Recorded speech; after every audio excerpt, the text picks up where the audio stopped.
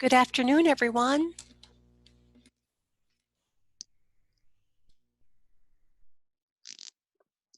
Hello. Hello, hello. Go ahead and check your microphones and audio.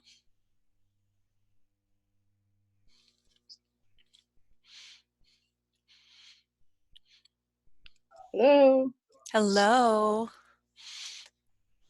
Feel free to check audio, check your microphones as people log in.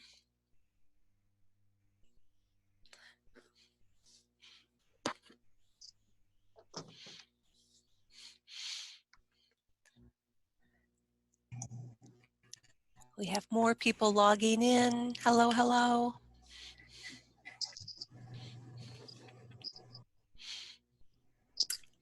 Lynn, check out your background. That's cool. I'm all about the Zoom background. Michelle, too. I want to go where you are.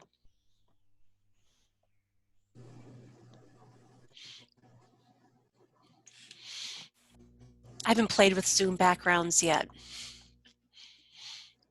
It's really easy. You Yeah. can do whatever you want. Oh, everybody looks great. Welcome, welcome. So I started a meeting last week, or I was attending a meeting last week where we asked the question, what is your favorite social distancing snack? What have you been turning to for a snack? So if you want to practice writing in the chat, you can chat your message in. My chat toolbar is on the bottom. And I'm gonna write what my favorite chat or snack has been, and I never spell it right, but my favorite snack has been fudge sickles. And I'm Sean Brummer. I'm not Jean Anderson. I'm using our professional account, which has Jean's name assigned to it. All right. Hey, everybody, coffee, yeah. Peanut M&Ms has been a popular one. And wine in the PM, yep. All of the, whatever we need, whatever we have to get us by. Oh, Brooke, you have a beautiful background too.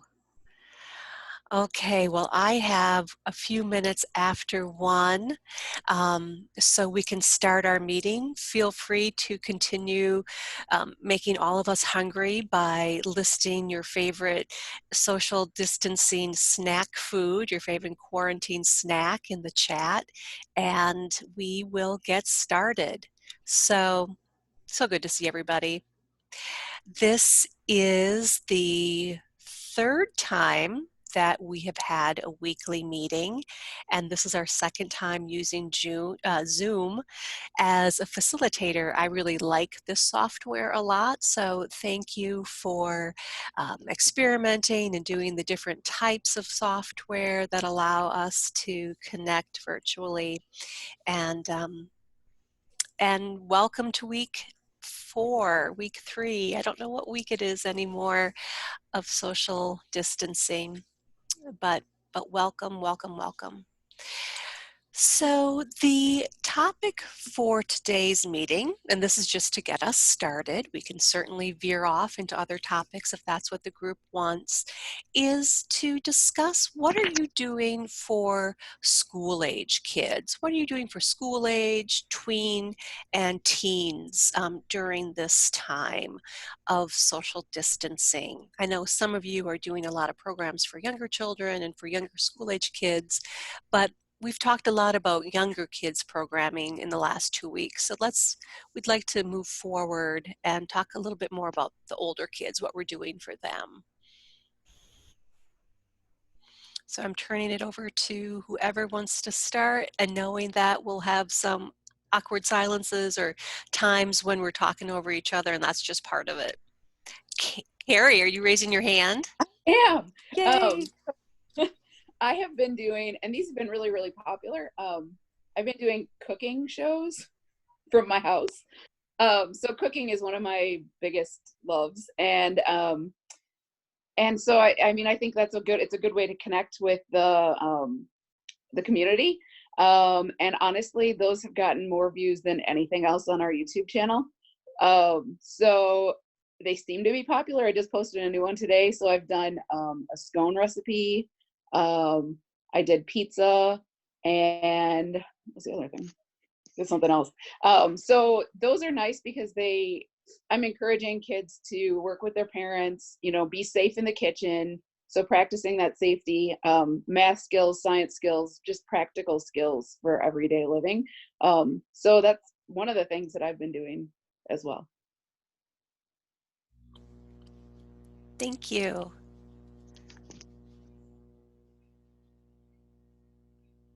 So if they're okay, I was like, can I unmute myself? Carrie, where are you doing those? Are you doing it in Facebook Live? Are you doing it on YouTube? How are you doing that? I'm actually recording them with my iPad, and then I've been editing them on my iMac, and then we upload them to YouTube. So I Okay. promote them on our Facebook page. I send them to our YouTube channel. Hopefully they subscribe to that, and then we get more views on our other videos as well. Okay. Nicole. The only thing we've really done for the older kids so far is to create a Lego challenge. We have a monthly Lego club, and so we just emailed all those participants, and then we advertise it on our Facebook page. But I think, so the challenge this week was build a tower taller than you are. And so we said, if you have Legos, great, use those. If you don't, you can use something else. I think next week, I think we're gonna do like build a fort of some sort. So again, if they have Legos, they can build, a miniature Lego fort. Otherwise, they can build it with blankets or whatever they have around the house.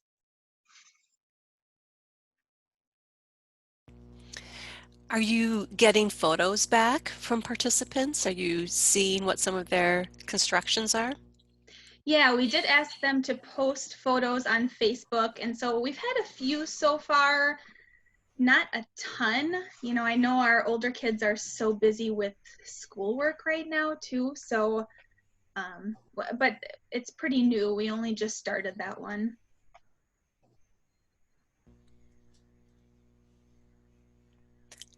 Lynn.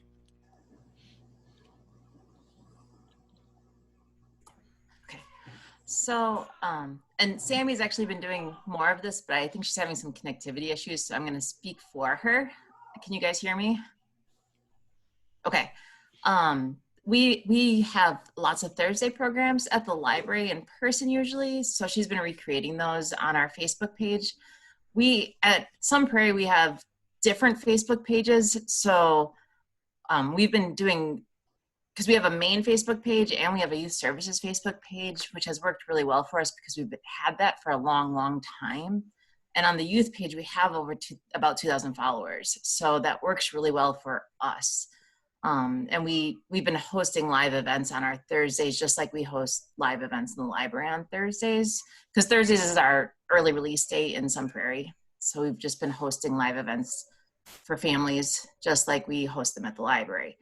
So Sammy's done things like a scavenger hunt live on Facebook. Like, we're finding things that are, find something that makes you happy.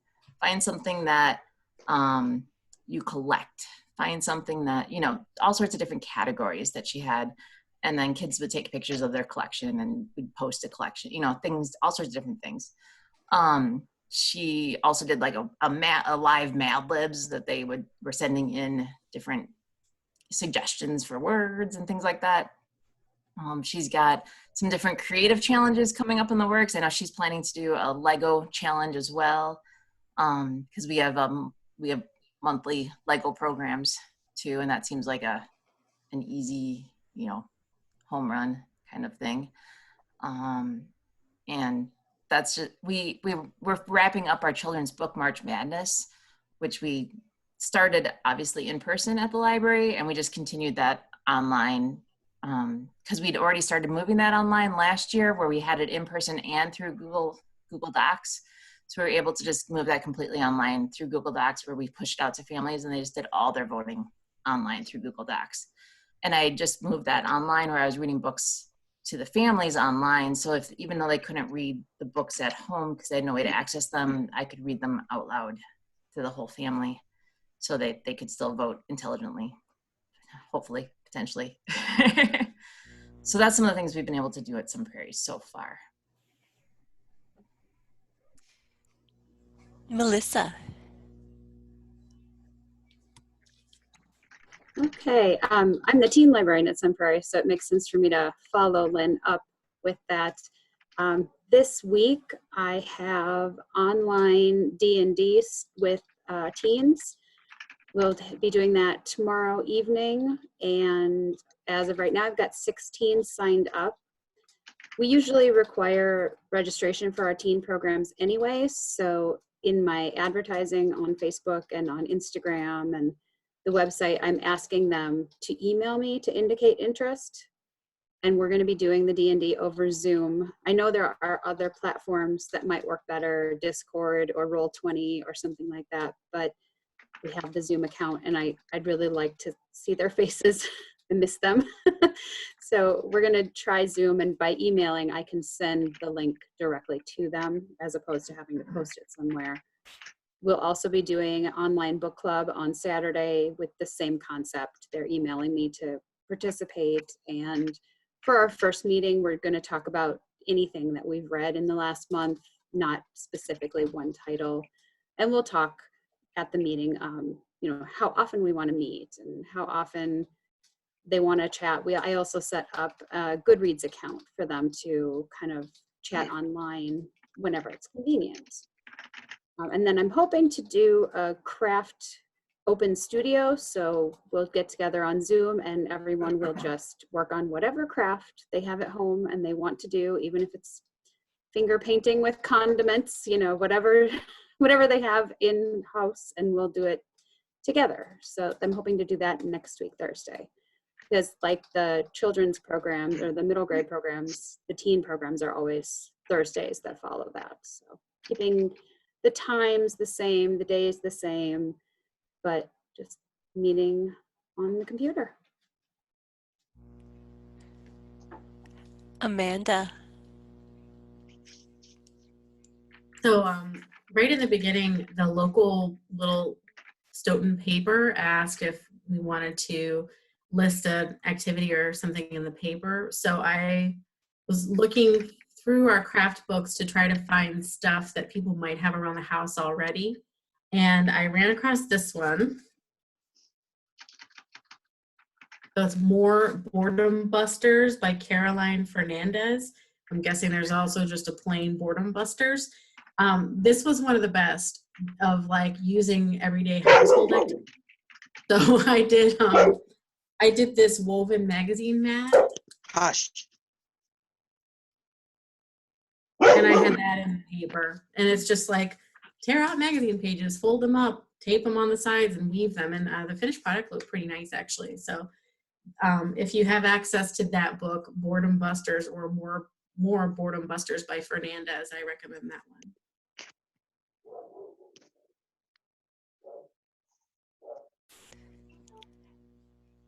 Nicole. So I just held my first book club last night, and I run one. It's actually for teens and adults, but we only read young adult books. We only have one teenager that's participating now, and the rest are adults, but we did it through Zoom, and I had 20 participants, and they all loved it. It worked fantastically. Going forward, since we can't actually hand out the same book to participants, we came across this site called Foreshadow. I think it's just F-O-R-E Shadow, and it's all young adult authors, and they post short stories online. And so we're going to read one issue which contains a short story by a famous young adult author, a little known young adult author, and then a debut young adult author. and we'll be discussing that next month.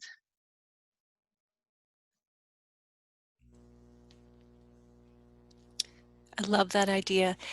Kelly, did you have your hand up? No, okay. Maybe I was thinking of Kelly because I followed your craft instructions for making the fish, or was it the fish or the Easter egg?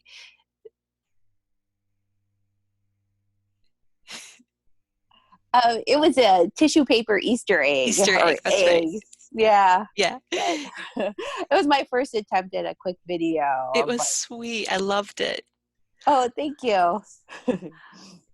All right. Anyone else? Oh, Nora, yes. We have been doing, and this is also sort of for adults and teens, TED Talk, watching a series of TED Talks, and then doing discussions afterwards on GoToMeeting, so similar to Zoom. And then my coworker has been posting writing prompts every Wednesday. And we're just doing that like once a week, and trying to not blast people, because we only have one Facebook page, blast people with content every day. So sort of trying to space it out. So Wednesdays we do the writing prompt, Thursdays we do, or Tuesdays TED Talks. So it's getting okay response, but I think if there is a dedicated teen audience, it would be applicable. So just. I love the TED Talk idea. I see Karen's hand up. Oop, check your mute, Karen.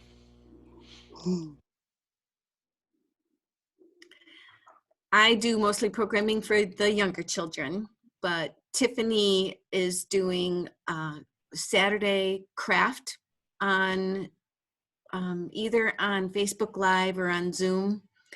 I can't remember. No, I think on Facebook Live right now. So she's doing for tweens and teens a craft every Saturday at 11 a.m. And then this Saturday she's doing a Dungeons and Dragons virtual program. And I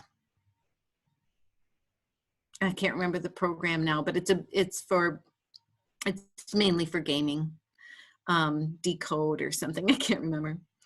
I am starting this week a Let's Take a Walk for young elementary age kids, preschool, young elementary age. So right now that's just me videotaping any hikes that I take, and then we're editing it down into about a 3-minute walk.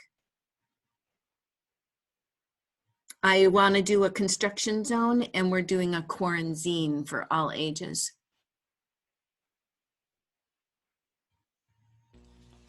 I love that. I like that with this age group that a few of you have mentioned, working with teens and adults at the same time. The book club, the TED Talks. What a great thing for community members to gather, multi-generational too.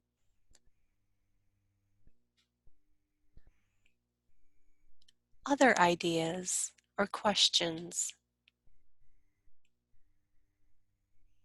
I'll check the chat.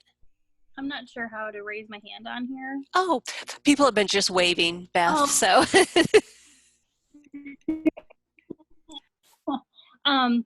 So I'm new to this position. I was hired on March 24th, like the week after we all went into lockdown. So this has been a really unique perspective for me, just because I don't really know the teens as well as I would like to. I've been volunteering since June of last year, so I know them, but we haven't kind of built that rapport that I would like to yet.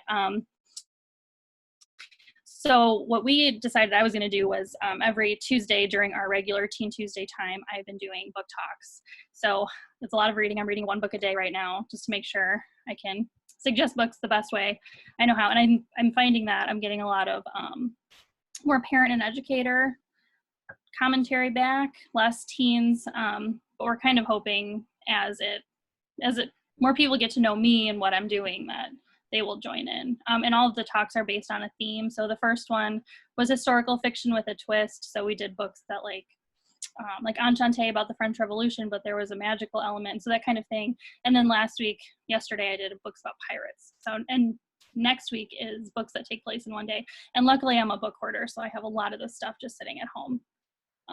But that's what I've been doing.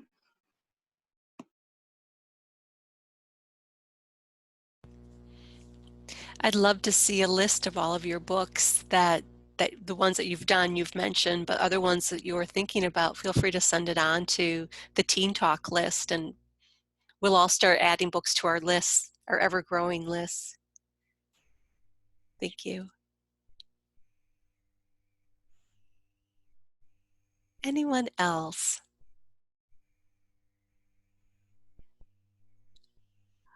What are people reading right now? Are you reading young adult or tween lit?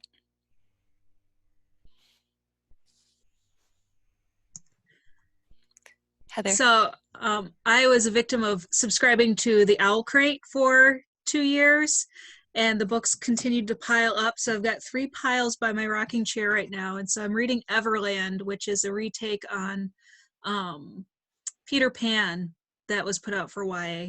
Don't know if I'll read the next one in the series, but that's what I'm reading right now, trying to make my way through that Owl Crate pile of teen. One of the things that I'm also doing for McFarland is chapter day, but I'm doing younger books. So it's younger school age. We did Ramona Quimby. We're doing Sideways Stories from Wayside School. I wish I could get the new Wayside book, but Baker and Taylor has not shipped our books to us yet. So we don't have that book yet, but doing some of the chapter day books and then the other, oh, go ahead. Do you still get to go into your library? Like we Yeah. can't go in our library.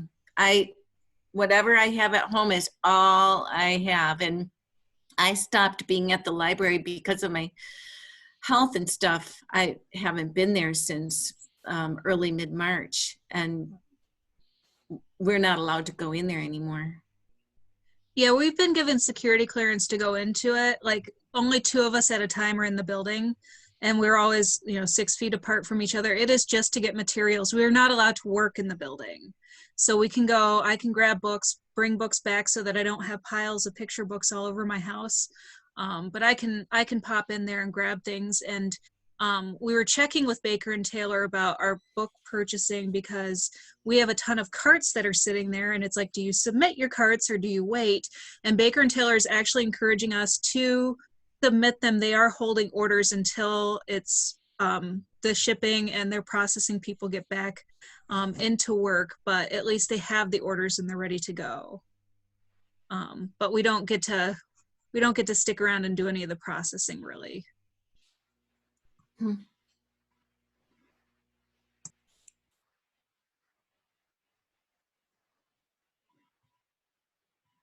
Oh, we can't hear you, Sean.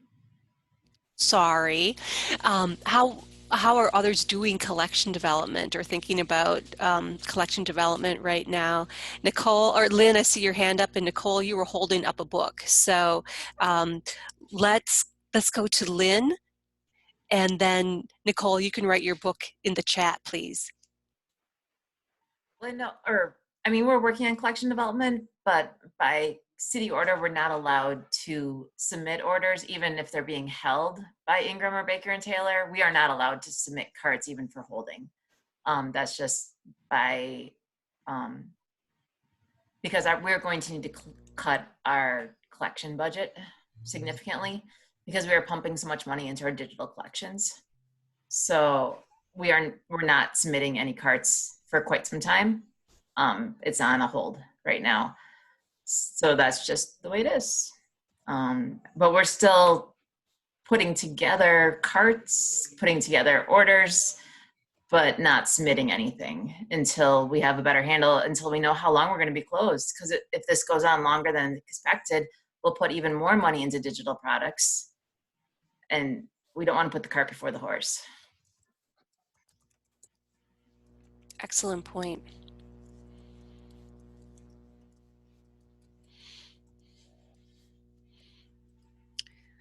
Other collection development discussion. We were trying to decide, and I don't remember exactly what came of it, about ordering materials and having them sent to our house. No, Lynn says no. Heather says no. Andrea, I see you waving your hand. Greetings, all. Well, we have another oddity in Monroe in that we order the majority of our materials from Amazon. And it's proving to be a bit of a pickle right now, of course, because the whole idea is that they are making any non-essential orders wait. So while we certainly could order, we have the space to gather the orders as they come in and everything. I really don't feel right about placing book orders. So I'm doing what a lot of people are doing, just creating lists of things that I want or hope to want, and am adjusting them if need be. And I don't know, just have to place a lot of orders when we get the go ahead.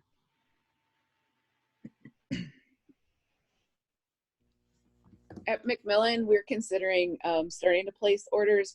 We heard from Ingram that we can do that, and it's we would do it basically to give some of our other staff some other options of things to do from home, our processing staff, because right now we're having them do some, webinars and Gale courses and things like that to get their hours in. But that would be another layer of something else for them to do. So that's just another thing to think about, maybe.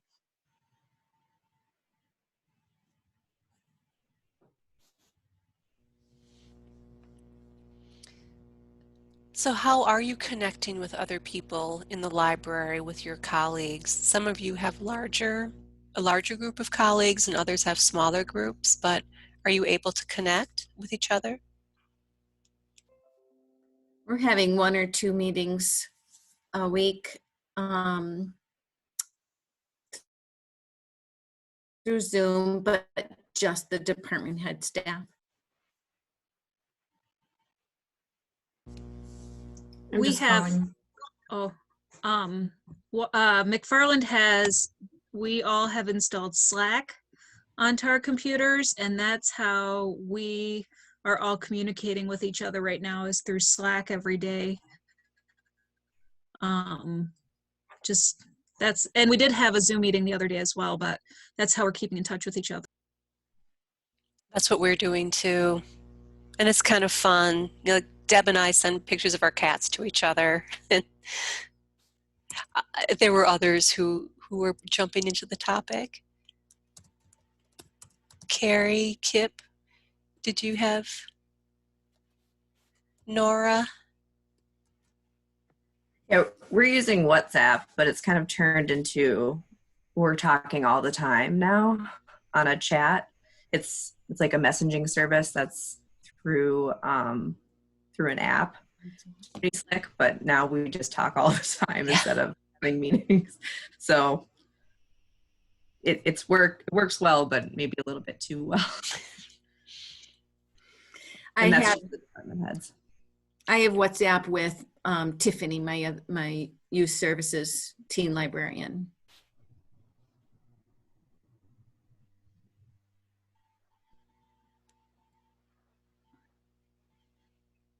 Our library director was creating videos to send out to all staff. Instead of writing emails, he's been recording a video and sending it. Nice. At Macmillan, the managers have been meeting with Zoom meeting about once a week, and then we have the Flock messenger service, so we keep kind of updating ourselves or each other on what we're doing daily, kind of that way. But I find that it gets really confusing because you have everybody talking about different things and nobody really knows what you're talking about. So we probably have like 3 different conversations going on at any one time, and it gets very confusing. So I do like the opportunity to have an actual kind of in-person meeting occasionally just to kind of straighten everything out. But I think it is a good idea to bring in support staff as well on that, because we have not done that yet. We've basically contacted people through email and occasionally a phone or a text. So.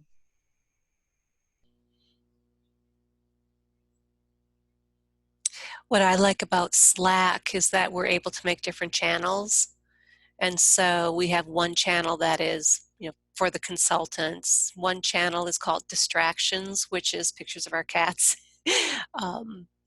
And then, just different projects have their own channel, because I would get way too confused with too many messages floating in too. That would be difficult.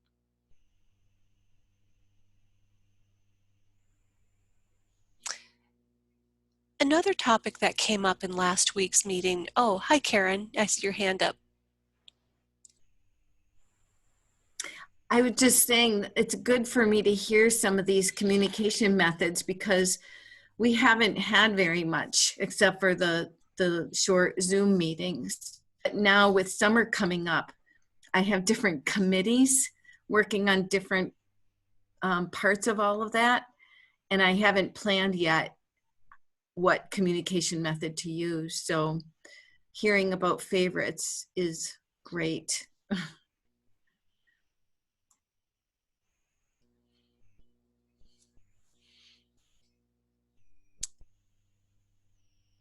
Anything else about communication? And I'm sorry, my internet connection is going into stability and out of stability this afternoon. So I apologize if things are slow on my end. Everybody in my neighborhood, like your neighborhoods, we're all online. So if I go out, I think you guys can still converse, but we'll find out. At last week's meeting, a question came up, I think it was from Karen right at the end of the meeting, asking everyone, how are you keeping in touch, or how are you publicizing things that are going on to the patrons who you see all the time anyway? Am I paraphrasing that correctly, Karen? And you're muted. How do we find our regular patrons? Because we've been using Facebook Live, and a lot of people come in there who are not our patrons. So recently I sent out, our graphics person made me a storytime graphic. So I sent that to our local radio station, to our local paper, to our Monona Moms group, that there's like 2 of them on Facebook. And so now I'm starting to see names of people in Storytime that I recognize. But before that, I couldn't find anybody.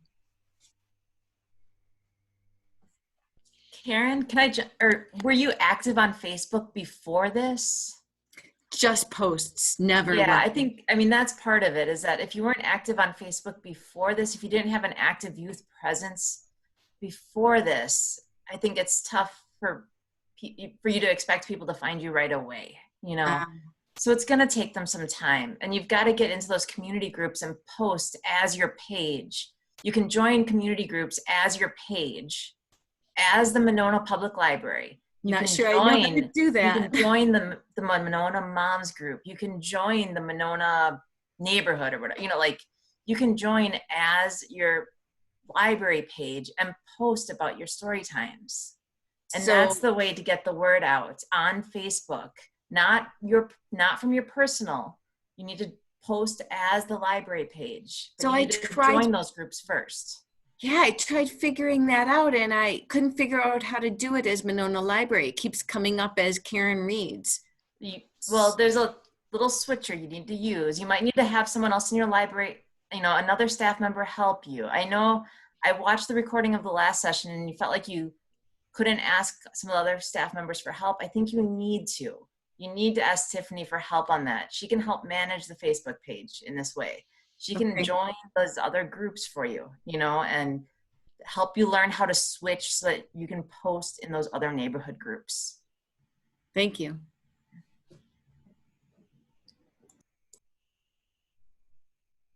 And Dawn comments in the chat that it might be an administrator, a page administrator thing too. So We have that might be true because yesterday my director gave me administrative access to Facebook. I didn't have it before. So maybe that'll be the case. You can do it as an editor. You can do it as an editor. Okay. Anybody can do it. Heather, it looked like you had something Well, to we add. have a really close tie with our cable station, and Village Hall sends out every other week. They send out a email newsletter. The cable station sends out notifications in their Facebook pages, and they're dying to put information out. So I would check with your local cable station, if you have a radio station, having them spread that information as well. And again, like Lynn says, getting in on those moms groups, those parent groups. We have staff that works at the schools, so they're getting it out onto the school announcement stuff too. And that's really going to be the big thing for hooking those people in.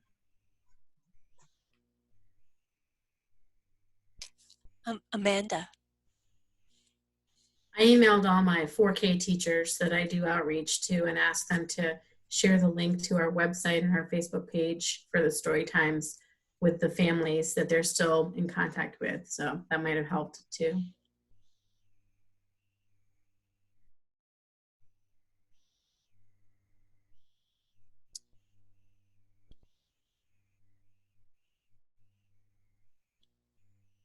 Carrie Kipp has said from Baraboo that she's a member of the Facebook homeschooling group, and that would be a great group to publicize information to as well.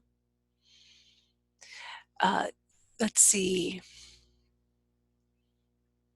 Oh, Andrea. Another idea, and this may be for folks who I know everybody has different parameters around who can post for their social media or who has access to that. But another workaround might be to use your work email address and sign up for an account exclusively with permission from your director, of course, but then that way you can post things as yourself, but as a representative of the library to all those individual groups too. I mean, it depends on what sort of access you're allowed.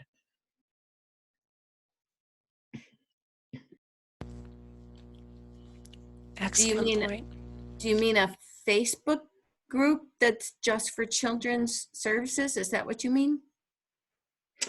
No, well, this came up because I was looking to delete my personal Facebook account. And so in discussing that with some of my other admin team, we talked about what a convenient way would be for me to utilize Facebook, but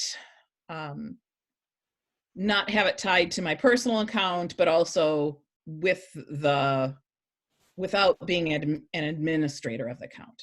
And so one of the solutions we considered was using my work email address to sign up for a regular Facebook account. But then I would use it exclusively to promote the events that I was responsible for to these various groups. So it didn't rely on the administrator alone. Does that make sense, Karen? I think so. I can ask about it. I don't know if he'll want to. He only wants us to post twice a day on Facebook. So that includes all of us. So right now I have every morning at 9:30, that's all I have. I'm doing story times on Monday, Wednesday, and Friday. And then I post like Storyline Online type of celebrity type of readings the other days. You know, I have two Facebook accounts. I have my personal one and my professional one, and it's a really nice way to separate the two. I mean, there are times when, you know, my lives intertwine, but especially for sharing very South Central specific, I'm really glad that I have a professional Facebook account. in addition to the personal one.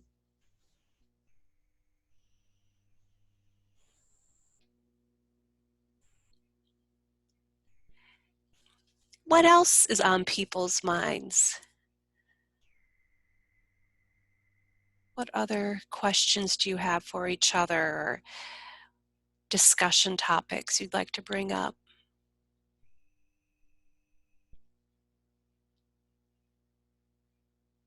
I've got one. This is Bethany. Oh, hi, Bethany. Thank you. Columbus, sorry. Hi. Are any of the youth services librarians reaching out on other platforms to their teens right now? So instead of Facebook, are you reaching out on Twitter or TikTok or anything of that nature?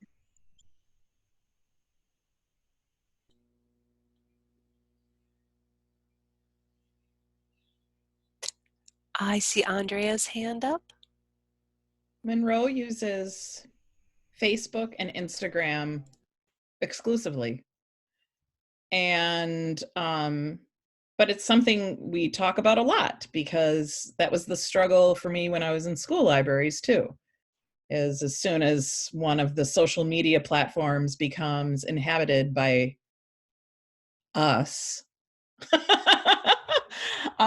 kids aren't using it anymore. So that's I don't know, that's a struggle. How many do you start and stop? And that's where we are. Our library at Macmillan, we have Instagram, Twitter, and Facebook. I don't find that a lot of people engage with us on either Twitter or Instagram. It's mostly on Facebook, but that's not the teens either. It's mostly adults.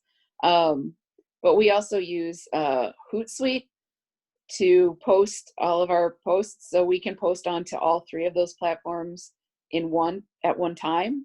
And we were limited. You can get a free account with Hootsuite, but you're limited to, I believe, 10 posts. So if you posted 3 of those, that counts as 3 posts. So we are very limited. So we actually ended up getting a paid subscription, so we can have unlimited posts now, which is nice. We can set up our posts for the week, and then they just go to all 3 of those platforms all at the same time, which is really, really nice. Easy to keep track of.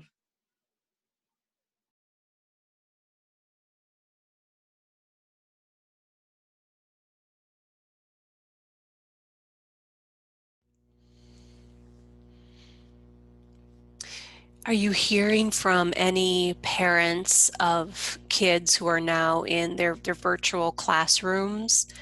Has that changed? Are things different now than they were? I mean, things are different now than they were 2 days ago. So, but I'm looking at my own kids are now in regular virtual programming school, and that has really changed the rhythm of our day. And I'm wondering if any of you have sensed that in your communities.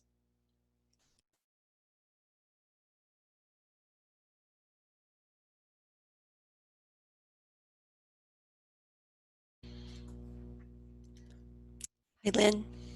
And I'm coming from the perspective as a parent here as well, because I've got kiddos in the district as well.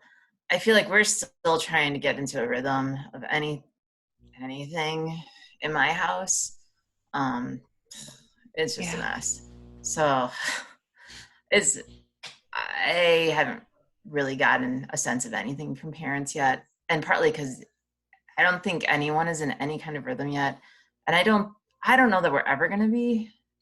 I haven't heard that from any of the parents that I'm friends with, and I think things are going to just keep getting worse, to be quite honest.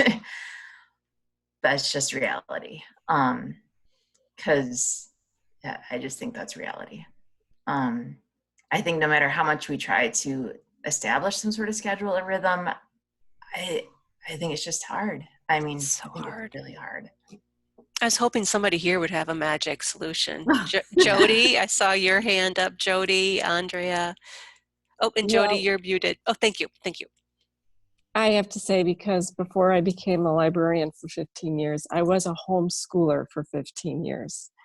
And my advice for anyone is the days that we all cried were the best days. Because this is a time, I mean, I don't mean to be philosophical or anything, but this is a time where you can reconnect with your family. And I used to always describe homeschooling like making a hammock. You know, there is going to be huge gaps, you know, as long as you just stick with the basics, you know, it'll hold together, and, you know, you'll get beyond this. So I hear the frustration in your voice and that kind of thing, but I was, as a home educator, I was very loose with the schedule because that's how our personalities were. So when you have people in your home, you're also trying to do your job. You have to match the personality, and you can't go and say somebody else is doing it better, or they're doing it right, or this is the new normal, because every day is new. And that's the exciting part about it. I mean, I think this is an exciting time, you know, for us as professionals using a lot of digital content, but it's also an exciting time for families at home together, just to love on each other and figure out how to do family. So I think though the important point that I've said this to many families is that this isn't homeschooling.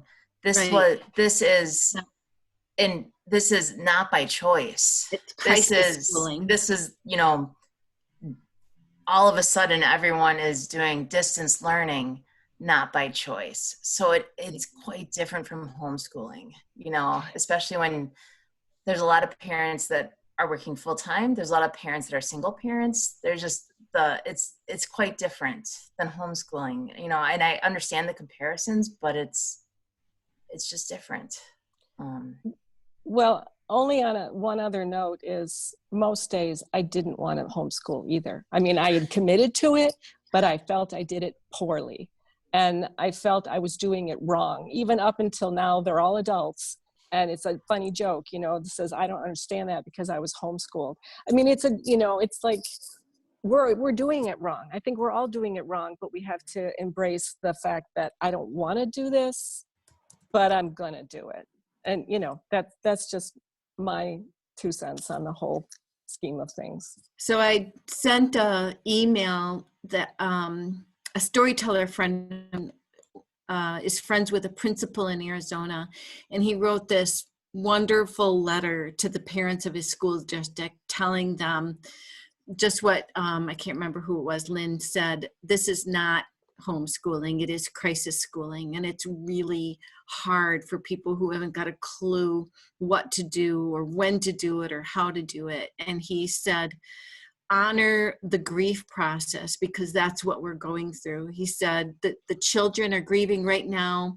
They've lost a lot, that their in-person time with friends, they've lost their daily routine, the predictability of life that gives us security. They've lost all of that. And so that we need to be honoring that grief process, and that the parents too need to give themselves grace, that our society's been turned upside down. And he told them how amazing they are.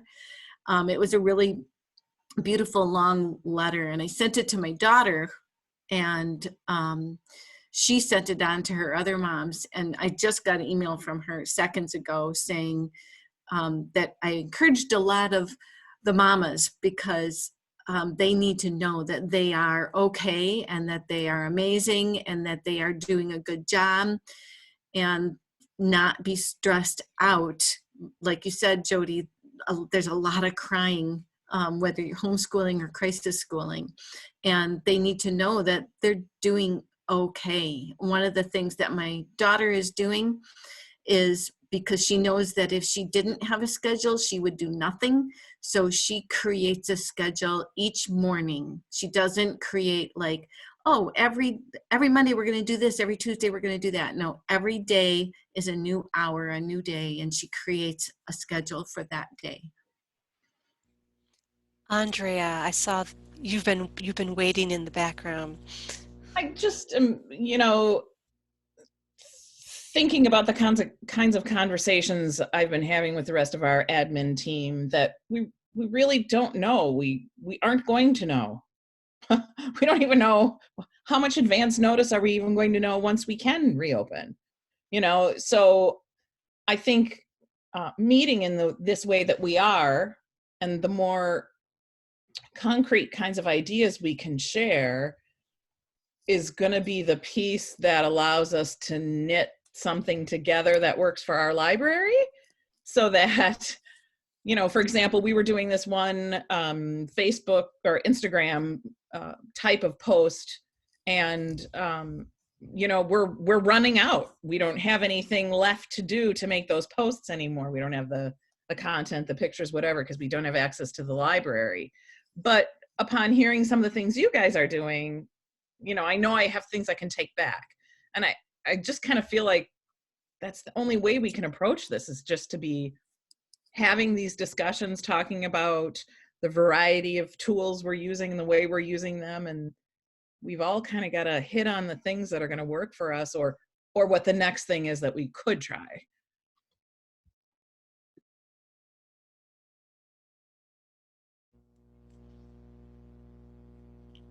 That's great to hear.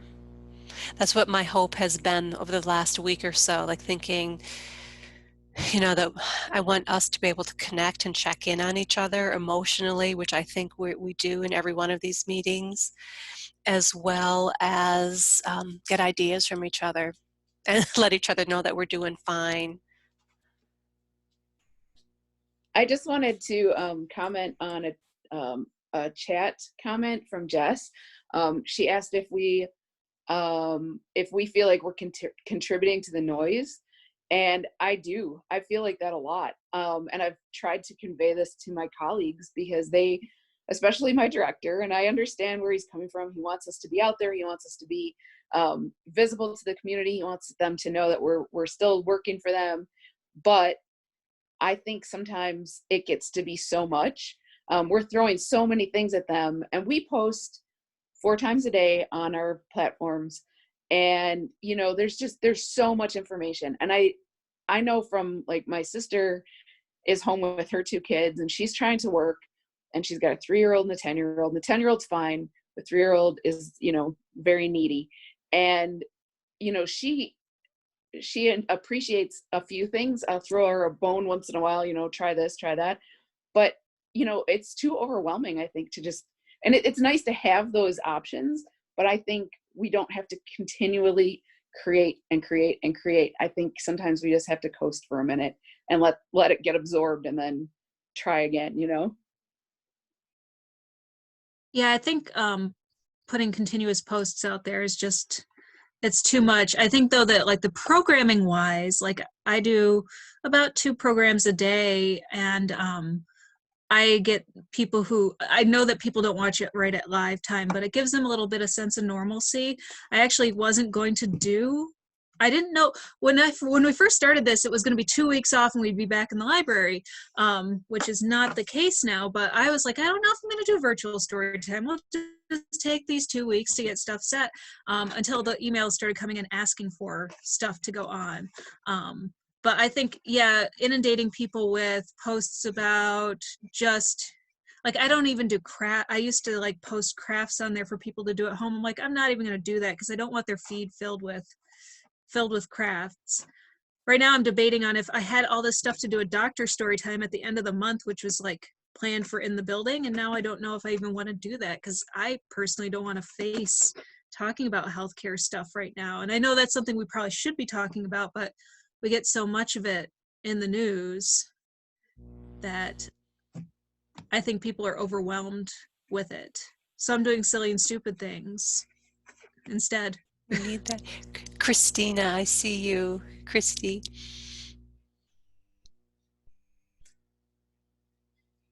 You're still muted. Okay. Am I on? Yes, we can hear you. Okay. Apparently my video is stopped. My microphone is unmuted. I don't know how that works. Anyway. There you are. Okay. What I have been doing, I work at Spring Green in Verona, and we've been sharing programs and story time. So we will post and share, and that way we don't have to reinvent the wheel. We don't have to do twice as much work, especially at my small library when it's me and another person doing programming. And it's a lot of fun because, you know, we can say, hey, there's, you know, we're all one big happy family, SCLS, and we want everybody to know that they're okay. We also post on our regular website story times, all of the story times, because if they can't make mine and they want to be live, they can go to a sister library, whether it's see Monona, I know Middleton's on there. If anybody else has any more, please let me know. And they can see a friendly face, a Wisconsinite who has our accent and, you know, speaks our cheese curd language. And so we right now, both libraries, we are looking to add programming specifically for our people, but sharing as well, because it doesn't make sense to do story times every day when we know, you know, I know Verona does great stuff. I know Middleton does great stuff. I know Monona's going to do great stuff. And we appreciate it too, because that also adds to what we can offer, so that we aren't just shouting out more stuff, but we're really being deliberate in our own programming. Beautiful. Thank you, everybody. Thanks, Christy. Andrea. I put this in the chat already, but it bears saying, I guess, that we're only posting video, creating video content for those events that we have on a regular recurring basis.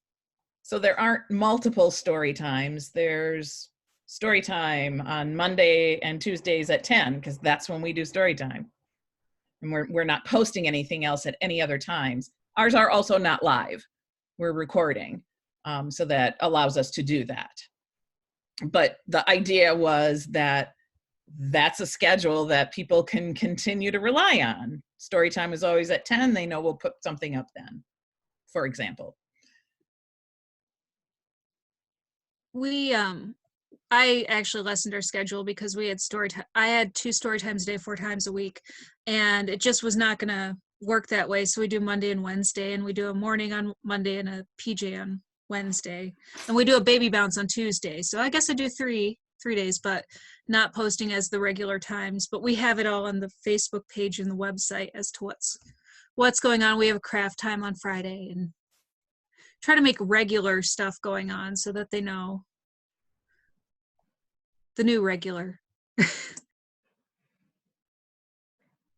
To help with the noise on our Facebook page, I created an event called, I gave it a really long name and I'm regretting it, Fun and Free Home Activities for Families. And those that are interested in all the other activities, all the other story times, all the digital escape rooms, I'm posting all that there. That way it doesn't bog down our Facebook page and just give them too much. It's for those who just want that extra thing and they know where to go to get that extra thing. Otherwise, they can just ignore it. Hi, Brooke. Okay. What I do too is I created a public group off of our Facebook page, and that's where I have like our story time and all of our programming. So I just called it, you know, Mrs. Brooke or Miss Brooks Story Time, and then New Glarus Public Library. And I do all of my Facebook Lives in there. So that way, you know, I tag it in our regular library Facebook page and I bring them over, you know, from there. But that way it's the parents that want to be there. And it is public, so people who aren't a member can still see it, but that way it keeps like, it's not too much for those who don't want to see it, and it's not bombarding our regular Facebook page. It's over in there. So that's kind of what we've been doing to help. And then our programming is also the same as what it was in the library. So our virtual is the same time, Monday, Wednesday, Friday at 10 a.m. So we kept it consistent with that. Can you repeat the very beginning of what you said, that you created something new? I missed that. Yeah, I created a Facebook group. So just another group on Facebook. And then I just called it Miss Brooks Story Time, and I added the New Glarus Public Library behind it. But it's just a public group. That way the parents who really wanted to be there, or my regular story timers, or anybody else who wants to be part of it, will get the notifications then. And then I do all of my lives and all of my story times over in that group instead of right off of our Facebook page. So I'm not bombarding, that main feed. But I do carry it over, and, we have been posting ideas, like different kids' ideas for them to do. But then at the bottom we say, if you haven't already joined and you'd like to, listen to some virtual story times, be sure to head on over to, and then I'll lead them to that group. Thank you, Brooke. So we are at 2 o'clock. I want to honor our time. Let's see, Amanda has asked if there were any updates from DPI about how we're supposed to be tracking stats. No, there are not any updates, but I know that Mark Ibaugh, who is on a planning committee, is meeting tomorrow morning at 9 o'clock with DPI, so we might have more information after tomorrow morning about program statistics. But my recommendation is keep track of everything. Keep track of the number of programs that you're doing, the different types of programs, and number of participants. And if you want to break that down into number of live participants, if it's a live program, and then number of participants who come in afterward, do that. So keep track of everything that you can think of right now. Feel free to share spreadsheets with each other too, if some of you are really pleased with your record keeping. One thing that I got a lot out of this last hour, thank you so much everyone, I feel so much better about things, is that there are so many of you who are putting your URLs and your Facebook information in the chat. I'll collect that, and also I will create a Google form or a Google document of some sort so that we can share with each other the programs that we've created and that we're willing to share, so we can do what Christy described that she and Verona are doing, and so many of you are jumping in and saying, here's my information.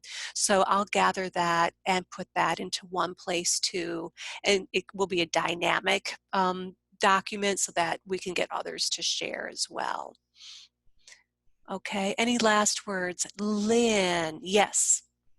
Since I haven't been able to come to the last two, since I was during my live story time, but I've watched them, and I just wanted to throw something out there as food for thought, because what I've gotten out of the last two from watching them was that it seemed like a lot of people were planning and thinking about going ahead with doing some sort of in-person programming in the summer.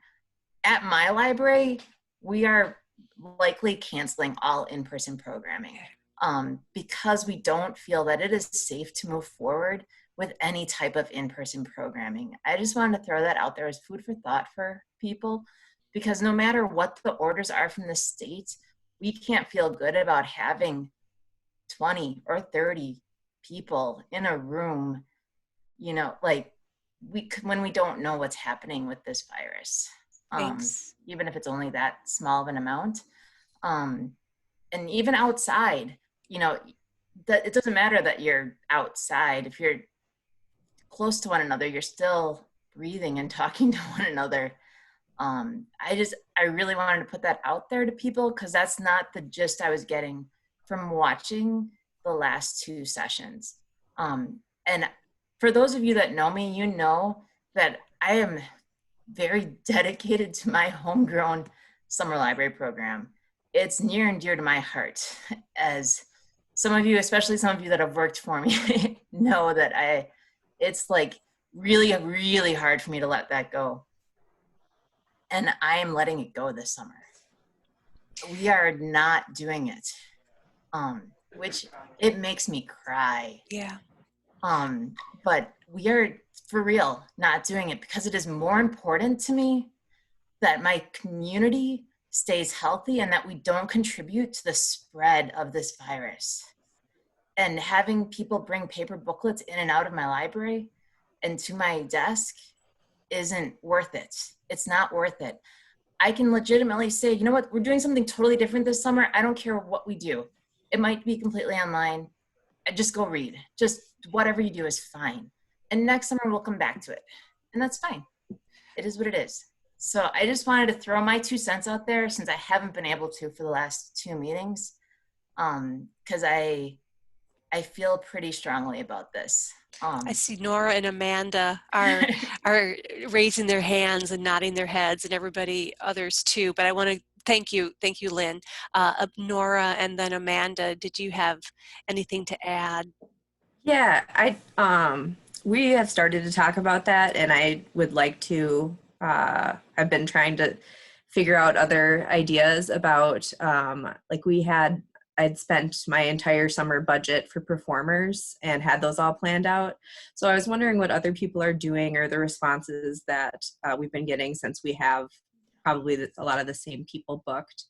And my boss's or my director's response is that she would like us to do like online performances. And I was like, absolutely, I don't want to do that because I feel like there's much better content out there than, you know, the value of having like a local juggler come is that people can be together in the same room. So that was what other options. I think there is value to that, but I also feel like we've maintained these relationships with performers.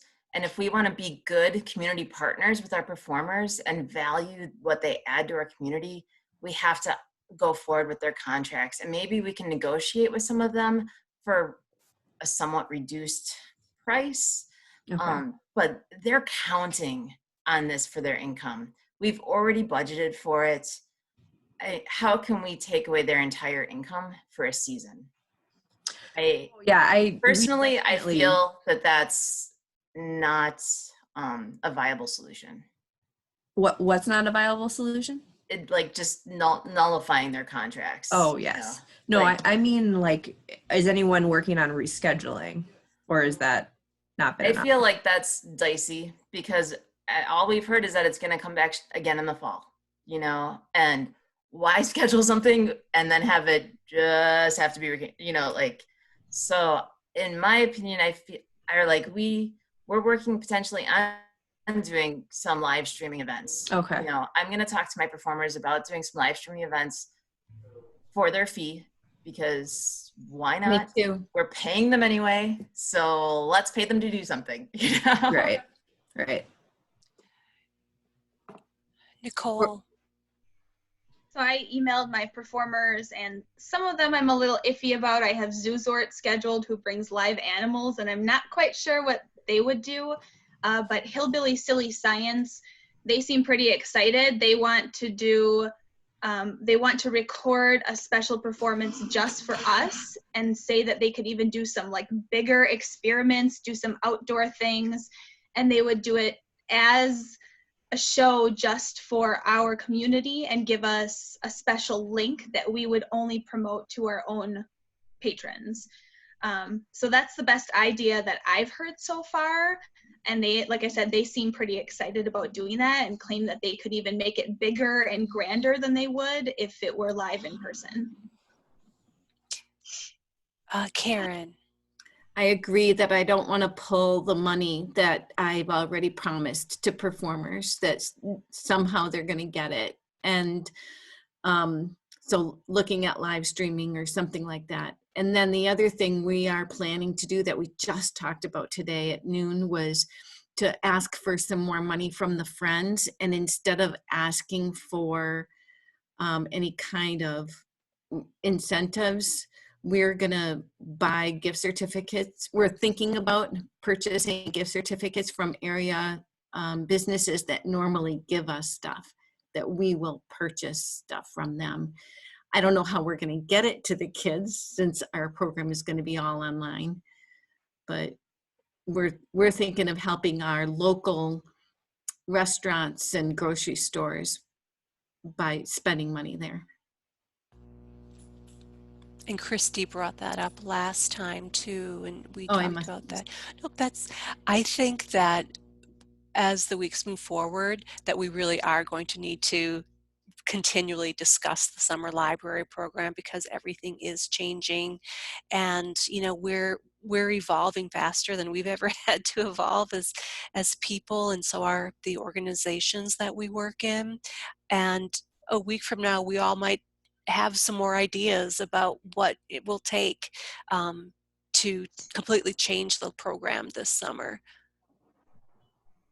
So I'm proposing that's our topic for next week, next Wednesday at 1 o'clock, more summer library program discussion, and maybe talking about what are some ideas that you have or solutions that you've discovered to taking the program in a completely different way, in a completely different direction, and making it online, making it paper-free, because that's where we are right now.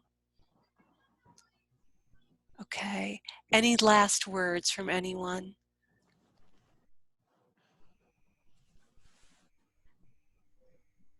Just that part of that discussion next week is how do we and can we help any families who aren't online? Yeah.